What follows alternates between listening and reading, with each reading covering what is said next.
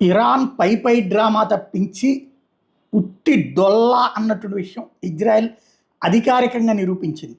Iran అణుముప్పుని ఓ వ్యూహం ప్రకారం అణిచేస్తున్నామని Israel సాయుధ దళాలు అధికారికంగా ప్రకటించినాయి. ఇప్పటికే తమ వాయుసేన ఆ దేశంలోని 1100 లక్ష్యాలను ధ్వంసం చేసినాయి అని చెప్పి ఐడిఎఫ్ ప్రతినిధి బ్రిగేడియర్ జనరల్ ఎఫీ డెఫ్రిన్ చెప్పుకొచ్చారు. మేము ఓ పద్ధతి ప్రకారం ఇరాన్లోని అణుముప్పుని నాశనం చేస్తున్నాం. మేము చేసే దాడులు వారి నష్టాన్ని గణనీయంగా పెంచుతున్నాయి. ఫలితంగా వారి బాలిస్టిక్ క్షిపణులు ఎయిర్ డిఫెన్స్ వ్యవస్థలు దెబ్బతింటున్నాయని చెప్పుకొచ్చారు.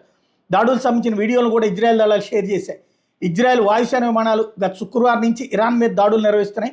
పశ్చిమ ఇరాన్ టెహ్రాన్ గగనతలం మీద తాము పూర్తిగా పట్టు సాధించినట్టు ప్రకటించాయి.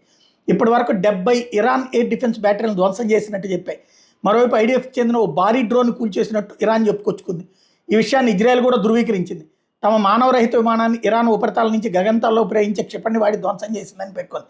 కాబట్టి దాని నుంచి సమాచారం లీక్ అవుతుంది.